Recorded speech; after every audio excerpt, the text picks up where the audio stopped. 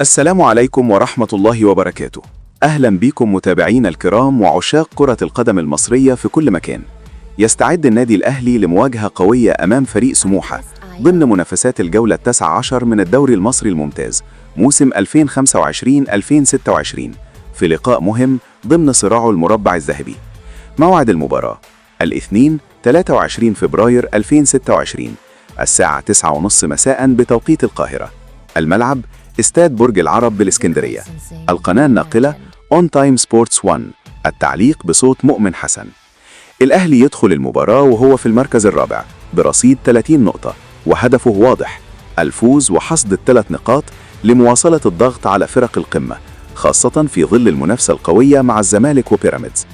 الجهاز الفني تلقى دفعة قوية بعودة بعض اللاعبين المصابين، وده هيدي الفريق قوة أكبر في الخط الأمامي ويزود الحلول الهجومية.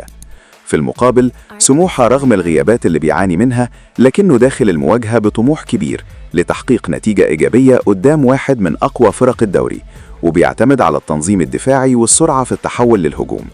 مواجهة منتظرة تكون مليانة حماس وإثارة، والسؤال هنا: هل الأهلي هيحسمها ويدخل بقوة في سباق الصدارة، ولا سموحة يقدر يعمل مفاجأة؟